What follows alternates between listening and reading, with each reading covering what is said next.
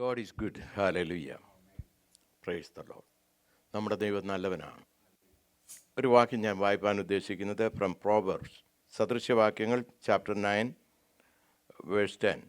Proverbs chapter 9 verse 10. യഹോവ ഭക്തി ജ്ഞാനത്തിൻ്റെ ആരംഭവും പരിശുദ്ധനെക്കുറിച്ചുള്ള പരിജ്ഞാനം വിവേകവുമാകുന്നു. The fear of the Lord is the beginning of wisdom.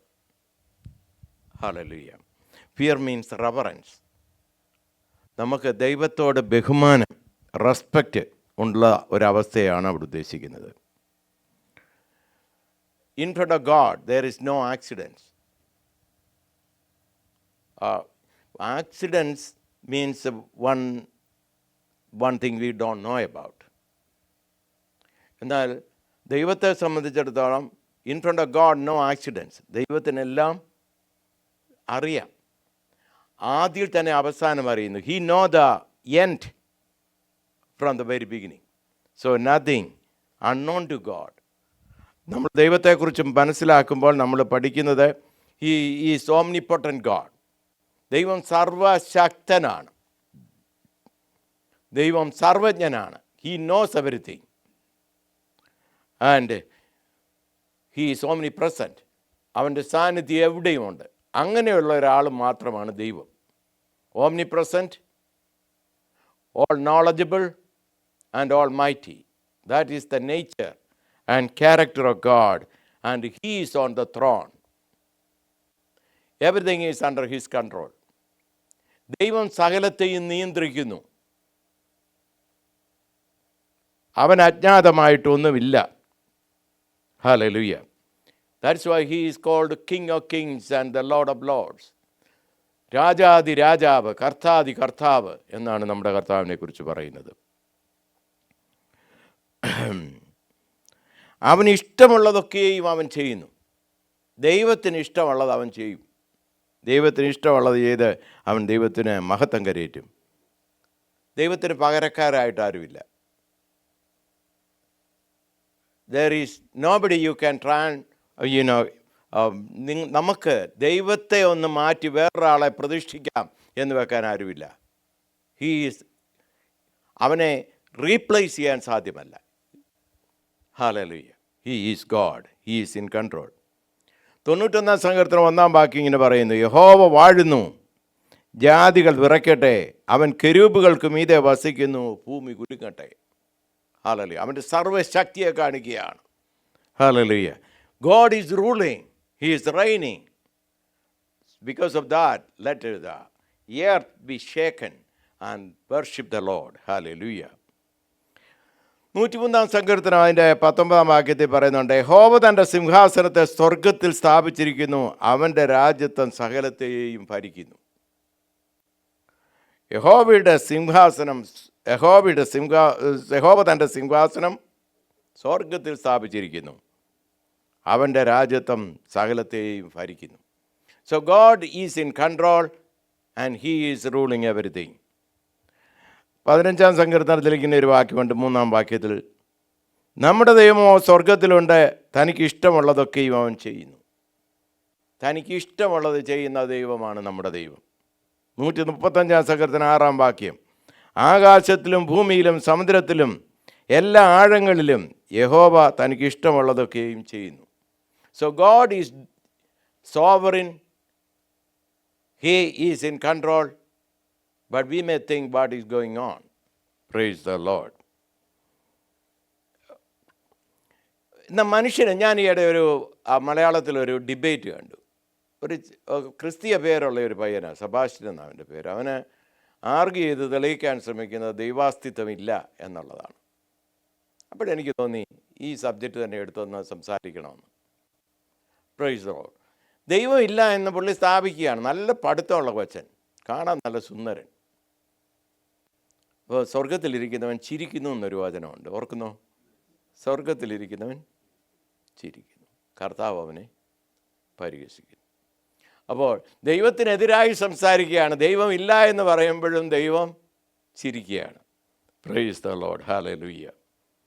അപ്പോൾ നമുക്ക് ന്യായമായിട്ടൊരു ചോദ്യം ചോദിക്കാൻ സാധിക്കും: why is the instability in the world?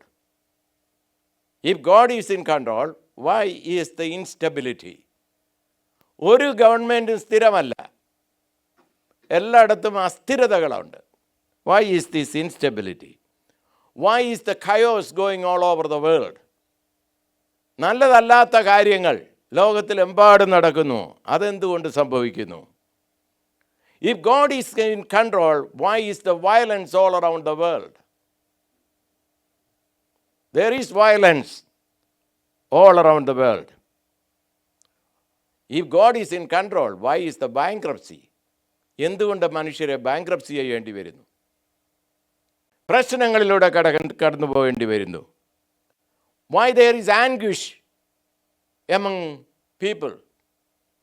Frustrations, നിരാശ, പ്രതീക്ഷയില്ലാത്ത അനുഭവം, ഇതൊക്കെ ഉണ്ടാകുന്നത് ദൈവം സിംഹാസനസ്ഥനാണെങ്കിൽ അതെങ്ങനെ ഉണ്ടാകുന്നു എന്നുള്ളത് നമ്മൾ ചിന്തിക്കണം. Hallelujah.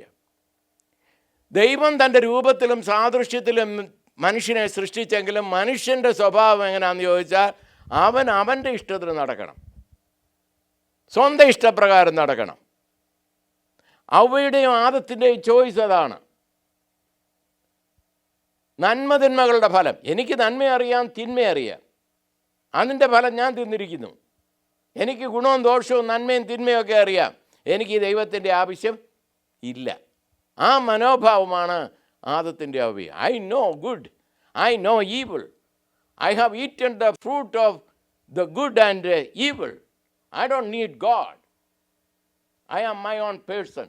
That was the decision of Adam and Eve. സിംബോളിക്കലായിട്ട് നമ്മൾ ഫ്രൂട്ട്സ് എന്നും കാര്യങ്ങളും ഒക്കെ പറയുമെങ്കിലും ആത്യന്തികമായിട്ട് അതിൻ്റെ യാഥാർത്ഥ്യം എന്താണെന്ന് ചോദിച്ചാൽ എനിക്ക് ദൈവമേ നിന്നെ ആവശ്യമില്ല, എനിക്ക് എല്ലാം ചെയ്യാനുള്ള കപ്പുണ്ട്, കഴിവുണ്ട് എന്നുള്ള തീരുമാനമാണ്. Praise the Lord. What is tree of life? എനിക്ക് ദൈവത്തെ ആവശ്യമുണ്ട്. I need you God. That is what the tree of life shows. I am dependent on you. I know that you are omniscient God, omnipotent God, you are sovereign, so I need you each and every day of my life. That is the dependency in God. That is called the tree of life. ദൈവത്തിലുള്ള ആശ്രയം, ദൈവത്തിലുള്ള ആശ്രയബോധം, അതാണ് നമ്മൾ കാണുന്നത്. എന്നാൽ ജലപ്രളയത്തിൽ ലോകമെല്ലാം നശിച്ചു, കാരണമൊക്കെ അതൊക്കെ കഴിഞ്ഞ് അത് കഴിഞ്ഞ് ദൈവം ഒരു ജനത്തിനൊരു വലിയ ശീഘ്രമായിട്ടുള്ള വളർച്ച കൊടുക്കുകയാണ്. പോപ്പുലേഷൻ വളരെയായിട്ട് ഗ്രോ ചെയ്യുന്നു. ശക്തന്മാർ പിന്നെയും ഉണ്ട്. നമുക്കറിയാം നിമ്രോദിനെ കുറിച്ച് ദൈവവചനം പറയുന്നത് ദൈവത്തിൻ്റെ മുമ്പിൽ അവൻ ആരായിരുന്നു എന്നാണ് പറഞ്ഞേ? ഒരു ഹണ്ടറാണ്. ദൈവം നോട്ടമിട്ട ഹണ്ടർ എന്ന് പറയുമെങ്കിൽ സാധാരണ ഹണ്ടേഴ്സ് ഒന്നുമല്ല. നമ്മുടെ ചാൾസൊക്കെ പോയി 2-3 മാനയൊക്കെ ആണ്ടിൽ ഷൂട്ട് ചെയ്യും. 12 ഷൂട്ട് ചെയ്യുമ്പോഴായിരിക്കും ഒരെണ്ണത്തിനെ കിട്ടുന്നത്. ആ ഷൂട്ടിംഗ് അല്ല അവിടെ പറയുന്നത്. ദൈവം റെക്കഗ്നൈസ് ചെയ്യത്തക്ക രീതിയിലുള്ള ദൈവത്തിൻ്റെ സന്നിധിയിൽ ഒരു ഹണ്ടറാണ് അവൻ. അവന് ദൈവത്തിൻ്റെ മുമ്പിൽ ദൈവം അവനെ കാണുകയാണ്. അവനെന്താ പറഞ്ഞത്? എനിക്ക് ദൈവത്തെ ഒന്നും ആവശ്യമില്ല. Let us build a tower all the way to the sky. ദൈവത്തിന് നമ്മെ നശിപ്പിക്കാൻ കഴിയാത്തവണ്ണം, ഒരു ഫ്ലഡ് ഉണ്ടാകാതെ ഇരിക്കത്തക്കവണ്ണം നമുക്ക് രക്ഷ പ്രാപിക്കേണ്ടതിന് നമുക്കൊരു മന്ദിരം പണിയണം. അത് സ്വർഗത്തോളം എത്തുന്നതായിരിക്കണം, ആകാശത്തോളം എത്തുന്നതായിരിക്കണം. കുറേയൊക്കെ സാധിച്ചു കേട്ടോ. അവൻ ബിൽഡ് ചെയ്ത് അങ്ങോട്ട് കയറി. ദൈവം ഇവനെ എൻ്റെ പ്രവൃത്തിയൊക്കെ എങ്ങനെ ഉണ്ടെന്നൊന്ന് കാണാനായിട്ട് വന്നു. We know the tower of Babel. That shows the violence of man. That shows the I am able, I am capable of building a tower which can go all the way to the skies. ആ രീതിയിലുള്ള അഹന്തയോടുകൂടി അവൻ പണിയുക. ഇന്നത്തെ modern science ഉപയോഗിച്ച് പോലും അപ്രകാരമുള്ള ഒരു tower പണിയാൻ കഴിഞ്ഞിട്ടില്ല, ആകാശത്തോളം എത്തുന്ന ഒരു ടവർ. എന്നാൽ ഇവൻ പണിതുയർത്തുകയാണ്.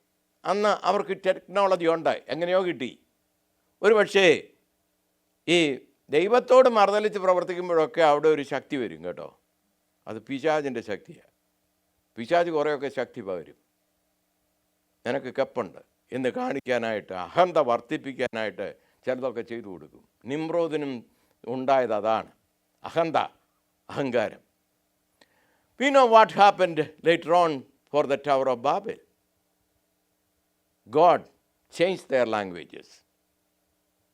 മനുഷ്യ നീ നിസ്സാരനാണ്, നിനക്ക് സംസാരശേഷി തന്നത് ദൈവമാണ്. അതുപോലും നീ ഗ്രഹിക്കാതെ നീ ദൈവത്തോട് വെല്ലുവിളിച്ച് മുന്നേറുകയാണോ? ദൈവം അവരുടെ ലാംഗ്വേജ് ചിതറിച്ച് കളഞ്ഞു. ഒരുത്തൻ അറബിക്ക് സംസാരിക്കുമ്പം വേറൊരുത്തൻ മലയാളം സംസാരിക്കും, ഒരുത്തൻ ഹീബ്രു സംസാരിക്കുമ്പം മറ്റൊരുത്തൻ സിറിയക്ക് സംസാരിക്കും. ഇങ്ങനെയുള്ള വ്യതിയാനങ്ങളോടുകൂടെ മനുഷ്യൻ ഭാഷ ചിതറപ്പെടുകയാണ്. അവരുടെ പദ്ധതി തീർന്നു. ദൈവം സോവറിനാണ്. മനുഷ്യൻ്റെ അഹങ്കാരത്തിലും അവൻ്റെ അഹന്തയിലും അവൻ എന്ത് ചെയ്യാൻ നോക്കിയാലും അതിനെ ഡിസ്ട്രോയ് ചെയ്യുവാൻ ദൈവത്തിന് കഴിയും. മനുഷ്യൻ്റെ സെൽഫ് സ്റ്റബേൺ വില്ല് ദൈവത്തിനെതിരായി പൊങ്ങുമ്പോൾ ദൈവം അതിനെ ചിതറിക്കുന്ന ദൈവമാണ്. താൻ വലിയവനെന്ന് അവൻ വെളിവാക്കുന്ന ദൈവമാണ്. നമ്മൾക്ക് ഉദാഹരണമായിട്ട് ജോസഫിനെ അറിയാം. പഴയ നിയമത്തിലെ ഒരു വലിയ കഥാപാത്രമാണ്. അപ്പോൾ ജോസഫ് ചിന്തിക്കുകയാണ്, അവൻ ദൈവം കൊടുത്തു ചില വെളിപ്പാടുകൾ. God gave him some revelations, some dreams. Praise the Lord. അപ്പോൾ ദൈവം അവനോട് കാണിച്ചു കൊടുത്തു, സൂര്യനും ചന്ദ്രനും മറ്റ് നക്ഷത്രങ്ങളും നിന്നെ നമസ്കരിക്കും എന്ന് പറഞ്ഞാൽ നിൻ്റെ അപ്പനും അമ്മയും ഉൾപ്പെടെ നിൻ്റെ സഹോദരന്മാരെല്ലാം നിന്നെ നമസ്കരിക്കും എന്ന് പറഞ്ഞാൽ നിന്നെ ഞാൻ വലിയവനാക്കും. God given ഡ്രീമാണ്. ഈ ഡ്രീംസ് എല്ലാം ദൈവത്തിങ്കൽ നിന്നുള്ളതല്ല. നമ്മളൊരു ദിവസം രാത്രി 100 കണക്കിന് രാത്രിയിലെ സ്വപ്നങ്ങൾ കാണുന്നുണ്ട്. എല്ലാം നമ്മൾ ഓർക്കുന്നില്ലെന്നേ ഉള്ളൂ. അത് പലപ്പോഴും മനുഷ്യൻ പേക്കിനാകപ്പെടുകൾ കാണും. അതെല്ലാം ദൈവം തന്നാണെന്ന് നമ്മൾ ഒരിക്കലും ക്ലെയിം ചെയ്യരുത്. ക്ലെയിം ചെയ്താൽ അത് ശരിയല്ല. നമ്മൾ വിലയിരുത്തണം. ഒരു സ്വപ്നം കിട്ടിയാൽ അതിനെ ഇവാലുവേറ്റ് ചെയ്യുവാനും അതിൻ്റെ അർത്ഥം ഇന്നതാണെന്ന് വെളിവാക്കുകയും ചെയ്യുന്നവനാണ് ദൈവം. എന്ന് മാത്രമല്ല, അത് വ്യക്തമായിരിക്കും, അത് പോസിറ്റീവായിരിക്കും, നെഗറ്റീവായിരിക്കില്ല. അത് ദൈവനാമം മഹത്വപ്പെടേണ്ടതിനുള്ളതായിരിക്കും. അവന് സന്തോഷത്തോടുകൂടിയും ആനന്ദത്തോടുകൂടിയും ദുഃഖാത്മകമായ ഒരു വിഷയമാണ് അത് വെളിപ്പെടുത്തുന്നതെങ്കിൽ തന്നെയും പീസ്ഫുള്ളായിട്ട് അതിനെ വിചിന്തനം ചെയ്യുവാനും അതിനെ തെളിയിച്ച് പറയാനുമുള്ള കെപ്പുട കൊടുത്ത് ദൈവം വരുന്ന സ്വർഗീയ ദർശനം കൊടുക്കുകയുള്ളൂ. Price the Lord.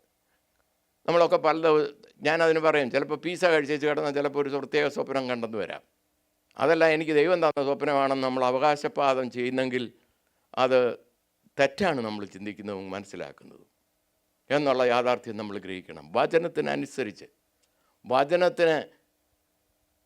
വചനത്തോട് തെളിവല്ലാതെ ഒരു ദർശനവും ദൈവം കൊടുക്കത്തില്ല. അതാണ് അതിൻ്റെ വേറൊരു കാര്യം. അപ്പം നമ്മൾ ഈ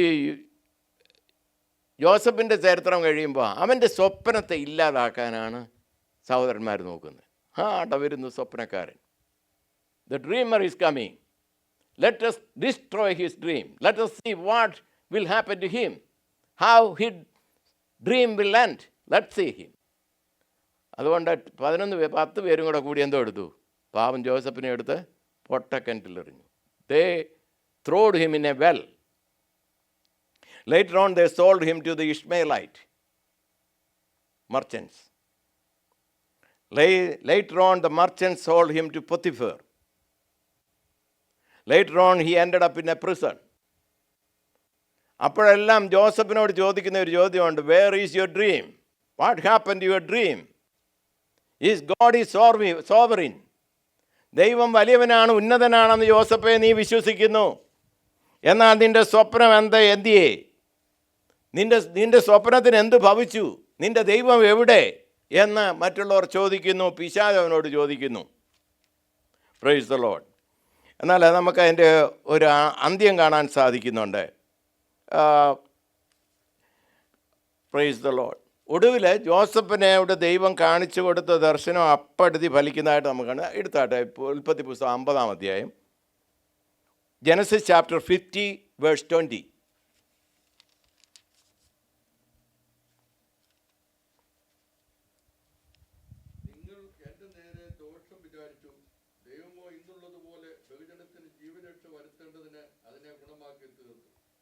പ്രൈസ് ദ ലോർഡ്. നിങ്ങൾ ദോഷത്തിനായിട്ട് ചെയ്തു, പക്ഷെ ദൈവം അതെനിക്ക് നന്മയ്ക്കാക്കി തീർത്തു. അവൻ അവിടെ ഒരു ബിറ്റർനെസ് ഇല്ല. He don't have any bitterness against his fellow brother. അവൻ പറയാണ്, നിങ്ങൾ ഉദ്ദേശിച്ച് എനിക്ക് ദോഷം ചെയ്യാമെന്ന്. നിങ്ങൾ കരുതി എൻ്റെ സ്വപ്നത്തെ അസ്ഥാനമാക്കാം, അതിനെ ഇല്ലാതാക്കാമെന്ന് ശ്രമിച്ചു. പക്ഷേ my God is in control. പക്ഷേ അതിന് in between I had to go to the dry well. I had to be sold to the Potiphar's house. I was a servant in Potiphar's house. I had to be in the jail. I had to go through much suffering. That is all true. But Satan, you are not a winner. The final control is under my God. He is in the throne and he is under control. Nothing is impossible to him. If he has given you a dream, he will fulfill your dream. Praise the Lord. അപ്പോൾ അവിടെ ഒരു grudge നമ്മൾ കാണുന്നില്ല. Joseph is not showing any bitterness towards his brethren. Rather, he is saying, you thought for my evil,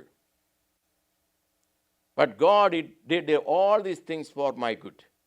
നമ്മൾ ബൈബിളിലെ ഒരു വചനം ഓർക്കുന്നുണ്ട്, റോമലേഖനത്തിൽ, നിർണയപ്രകാരം വിളിച്ചവർക്ക് തന്നെ സകലതും നന്മയ്ക്കായി കൂടി വ്യാപരിക്കുന്നു. They did all the evil. All the many evils came into his life. But God turned around all that evil things for the success of Joseph, for the betterment of Joseph, so that God can be glorified in the midst of all those things. കുഞ്ഞുങ്ങൾ, നമ്മുടെ പലരും പല പ്രയാസങ്ങളിലൂടെ പോയിട്ടുള്ളവരാണ്. ദുഃഖാത്മകമായ പല കാര്യങ്ങളിലൂടെ നമ്മൾ കടന്നു പോയിട്ടുണ്ട്. നമ്മുടെ ജീവിതത്തിൽ മനസ്സിന് വിഷമം വരുന്ന, ദുഃഖം വരുന്ന പല സാഹചര്യങ്ങളിലൂടെ കടന്നു പോകാത്ത ആരും എന്നെ കേൾക്കുന്നില്ല. Nobody is hearing me who never went through any problem. I had been gone through many problems. You are all went through different problems. But our God is able to turn it all around for his glory and for your betterment. അതുകൊണ്ട് ദൈവം പറഞ്ഞു, I am God, I rule from heaven. എന്ന് മാത്രമല്ല, ദൈവം സർവാധിപനായി ഭരിക്കുന്നു എന്ന് മാത്രമല്ല, തൻ്റെ മക്കളുടെ നന്മയ്ക്കായിട്ട് പ്രവർത്തിക്കുന്നവൻ കൂടെയാണ്. So, since God is sovereign, what we can do? Number one, since God is sovereign, I will give him reverence. ദൈവം സർവശക്തനും സർവജ്ഞനും സർവവ്യാപിയുമായതുകൊണ്ട് ഞാൻ അവന് മഹത്വം കരേറ്റുന്നു, ഞാൻ അവന് പുകഴ്ച കരേറ്റുന്നു, ഞാൻ അവന് ബഹുമാനം കരേറ്റുന്നു. ഞാൻ ആ മത്സരബുദ്ധിയായി ദൈവത്തിനെതിരെ പ്രവർത്തിക്കുകയില്ല. ഒരു കാലത്ത് ആളുകൾ പറയുമായിരുന്നു, ഗോഡ് ഫിയറിങ് ആളുകളാവരുന്ന് എന്ന് പറഞ്ഞാൽ ദൈവഭയമുള്ളവരാ എന്ന് പറഞ്ഞാൽ ദൈവത്തെ ഭയമുള്ളവർ നല്ല ആളുകളാണെന്നുള്ള രീതിയിൽ. ഞാൻ ഒരിക്കൽ നാഗാലാൻഡിലായിരിക്കുമ്പോൾ എൻ്റെ ഒരു ഫ്രണ്ട്, എൻ്റെ കൂടെ ഒരു അധ്യാപകനാണ്, പുള്ളി ചിങ്ങവനംകാരനാണ്, ഷാജി എന്നാ പേര്. അപ്പോൾ പുള്ളി പറഞ്ഞു, എനിക്ക് ഈ പെന്തക്കോസുകാരൊന്നും ഇഷ്ടമല്ല. ഞാനും പെന്തക്കോസുകാരനല്ല, ഞാനും യാക്കോബക്കാരനും, അവനും യാക്കോബക്കാരനും. പക്ഷേ ഞങ്ങളുടെ അവിടെ ഉള്ളവരെല്ലാം ജോലിക്കൊക്കെ നിയോഗിക്കുമ്പോൾ അധികം പെന്തക്കോസുകാരെ ആക്കും. കാരണം അവർ കളിപ്പിക്കത്തില്ല, നല്ല മനുഷ്യരാണ്. ഇങ്ങനെ ഇഷ്ടമൊന്നുമല്ല, പക്ഷേ അവരെ കളിപ്പിക്കത്തില്ല, കള്ളത്തരം കാണിക്കത്തില്ല, നല്ല ആളുകളാണ്. അതുകൊണ്ട് അവരെയാണ് ഇപ്പോൾ റബ്ബർ വെട്ടാൻ അതുപോലെയുള്ള ജോലിയൊക്കെ കൊടുക്കുന്നത്. കാരണം അവർ കള്ളത്തരം കാണിക്കത്തില്ല, നല്ല ആളുകളാണ്. അപ്പം ഞാനതിനൊന്നും റെസ്പോണ്ട് ചെയ്തില്ല. ഞാൻ പറഞ്ഞതിൻ്റെ കാരണം, ദൈവഭയമുള്ളവരാണ് ദൈവമക്കൾ എന്നുള്ള ഒരു ചിന്താഗതി അക്രൈസ്തവർക്ക് പോലുമുണ്ട്, വിശ്വാസികളല്ലാത്ത ആളുകൾക്ക് പോലുമുണ്ട്. ഇന്നതൊക്കെ മാറിപ്പോയി അല്ലേ? അവിശ്വസ്തത പെന്തക്കോസുകാരുടെ ഇടയിൽ നിന്ന് എഴുന്നേൽക്കുന്നുണ്ട്. So today the so called Christians are not God fearing. ദൈവഭയമുള്ളവരെന്ന് പേരുണ്ടെങ്കിലും ദൈവഭയം ഇല്ലാതെ പ്രവർത്തിക്കുന്ന സമൂഹം നമുക്ക് ചുറ്റുമുണ്ട്. ദൈവത്തെ ഭയപ്പെടുവാനുള്ള ഒരു നിയോഗം നമുക്ക് പ്രാപിക്കാം, അതിനനുസരിച്ച് നമുക്ക് മുന്നേറാം. അനദർ തിങ്, ദൈവം സോവറിൻ ആയതുകൊണ്ട് ഞാൻ അവൻ്റെ വചനത്തെ പ്രമാണിക്കും. Since God is sovereign, I will obey his word. ദൈവവചനത്തെ പ്രമാണിക്കും. ദൈവവചനം എന്താ പറയുന്നത്? നിൻ്റെ ഹൃദയത്തിൻ്റെ വാതിക്കൽ ഞാൻ മുട്ടി വിളിക്കുന്നു. ആരെങ്കിലും എനിക്ക് വേണ്ടി വാതിൽ തുറന്നാൽ ഞാൻ അവനോടും അവൻ എന്നോടും കൂടെ അത്താഴം കഴിക്കും. ഞാൻ അവൻ്റെ ഹൃദയ സിംഹാസനത്തിൽ വാഴും. God is saying, the Lord is saying in book of Revelation chapter 20, I think, I knock at the door of your heart. If you open the door, I will come within you and I will have the supper with you. പക്ഷേ നമ്മൾ പലപ്പോഴും കർത്താവിനെ ഒരു പ്രസിഡൻ്റായി നമ്മുടെ ഹൃദയത്തിൽ സ്വീകരിച്ചിട്ടില്ല. പലപ്പോഴും ഒരു റെസിഡൻ്റാക്കി തീർത്തിട്ടേ ഉള്ളൂ. രക്ഷകനാണെന്ന് നമുക്ക് ബോധ്യമുണ്ട്. ദുഃഖവെള്ളിയാഴ്ച അവൻ സഫർ ചെയ്തത് എനിക്ക് വേണ്ടിയാണെന്നുള്ള ബോധ്യം പലർക്കും ഉണ്ട്. ഇവനെ രക്ഷകനായി കരുതണം, മനസ്സിലാക്കണമെന്ന് പലർക്കും ബോധ്യമുണ്ടെങ്കിലും കർത്താവും ഹൃദയത്തിൻ്റെ രാജാവുമായി അവനെ വാഴിക്കാൻ പലർക്കും മനസ്സില്ല. He is a resident in the heart of so many Christians, but he is not the president in their life. He is a resident. In the heart there are so many people, wives, children, relatives, friends. So many people are in the heart, and Jesus is one among them. Is that our position? അങ്ങനെ യേശുവിന് ഹൃദയത്തിൽ അഭയം കൊടുത്തു, സ്ഥാനം കൊടുത്തു. Is he a resident in our life, or is he the president of our life? If he is the king, we will obey him. We will obey the word of God. Thank you, Jesus. If he is, മൂന്നാമതായിട്ട് എൻ്റെ ചിന്ത, ഞാൻ നിങ്ങളെ ചിന്തയിലേക്ക് ശ്രദ്ധിക്കുന്നത്, if God is the sovereign God in our life, I will resign my will and I will subject to his will. ദൈവം എൻ്റെ സോവറിനായിട്ടുള്ള കർത്താവും രാജാവുമായിരിക്കുന്നെങ്കിൽ ഞാൻ എൻ്റെ സ്വയത്തത്തെ അവന് സമർപ്പിക്കും. എൻ്റെ ഹിതം ദൈവഹിതത്തിന് കീഴ്പ്പെടുത്തും. ആ രീതിയിൽ മുന്നേറുമെങ്കിൽ മാത്രമേ നമ്മളെ ഒരു യഥാർത്ഥ ബിലീവറായി ചിന്തിക്കാൻ സാധിക്കൂ, കരുതപ്പെടാൻ സാധിക്കൂ. He is the sovereign God. If we acknowledge it, we will resign our will. നമ്മുടെ ഹിതം ദൈവഹിതത്തിന് കീഴ്പ്പെടുത്തിക്കൊണ്ട് നമ്മൾ റിസൈൻ ചെയ്ത് മാറിക്കൊണ്ട് അവനെ രാജാവായിരിക്കാൻ അനുവദിക്കുക. അതാണ് കർത്താവ് ആഗ്രഹിക്കുന്നത്.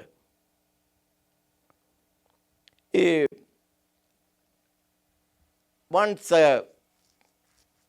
Abraham had a debate with Jesus, God. He was going to destroy Sodom and Gomorrah. ദൈവം ഗോമറയും സോതോമും നശിപ്പിക്കാൻ പോവുക. അപ്പോൾ അബ്രഹാം ചോദിക്കുകയാണ്, നീ നീതിയുള്ള ന്യായാധിപനല്ലേ?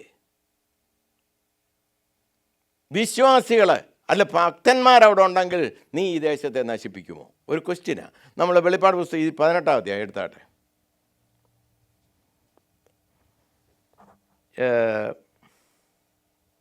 25 വാക്യം. ഉൽപ്പത്തി പുസ്തകം 18:25.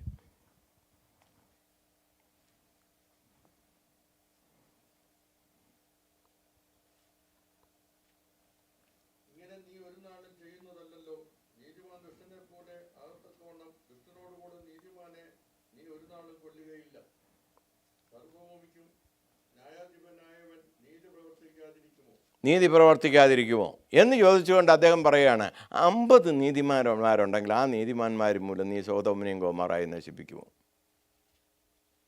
അദ്ദേഹം അബ്രഹാമിനോട് പറഞ്ഞു, ഇല്ല അബ്രഹാമേ, ഞാൻ നശിപ്പിക്കത്തില്ല. പിന്നെ അബ്രഹാം അങ്ങോട്ട് കുറച്ച് പറയാൻ മടിയാ. എന്നിട്ടും പുള്ളി ചോദിക്കുകയാണ്, 40 പേരുണ്ടല്ലോ. എന്നാലും പുള്ളി അപ്പോൾ ദൈവം പറഞ്ഞു, 40 പേരുണ്ടെങ്കിലും ഞാനതിനെ നശിപ്പിക്കില്ല.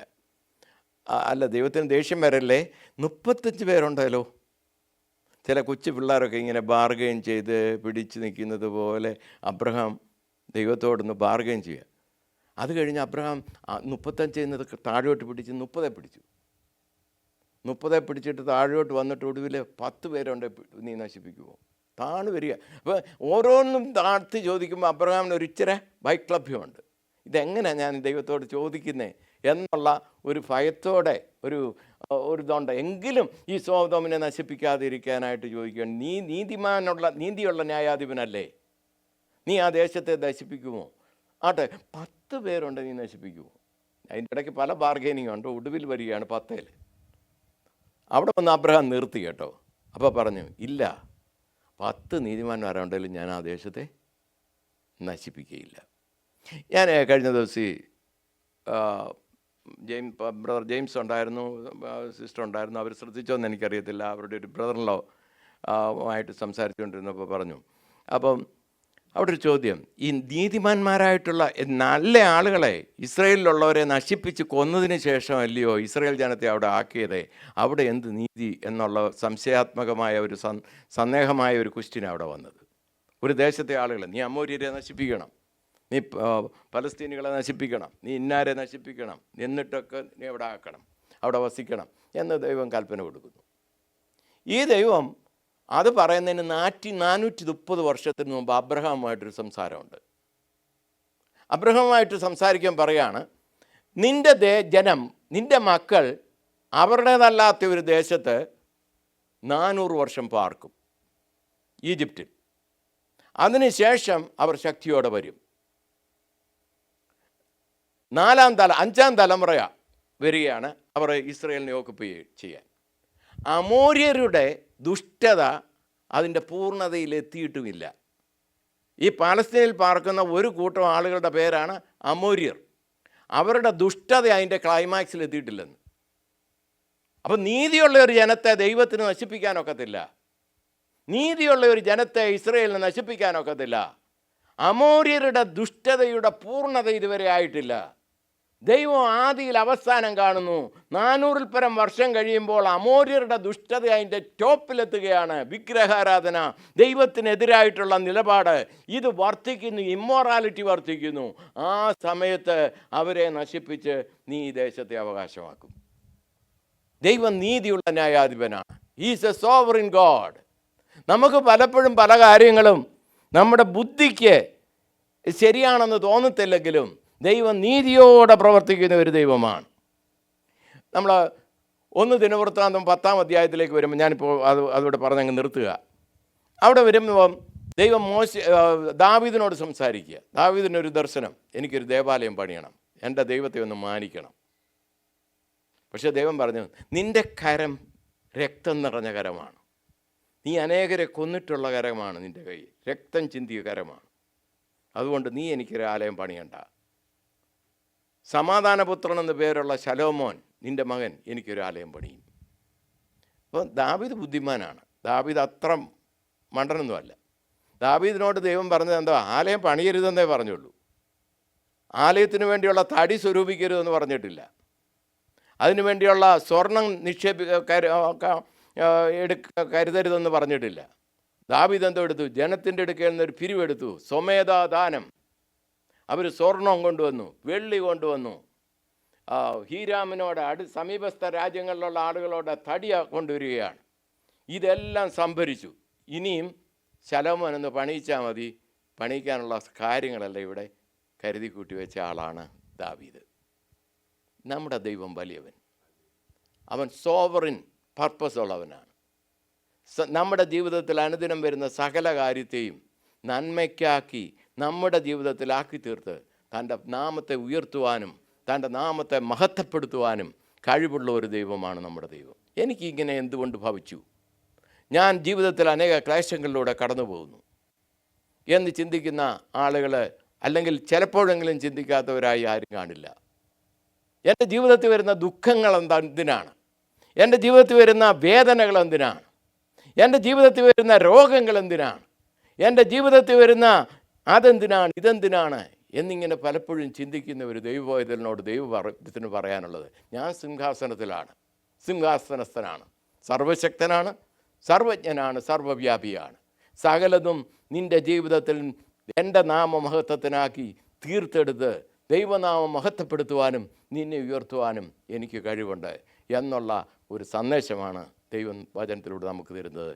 ഈ വചനങ്ങളാൽ ദൈവം നമ്മെ അനുഗ്രഹിച്ച് സഹായിക്കുമാറാകട്ടെ. സ്തോത്രം.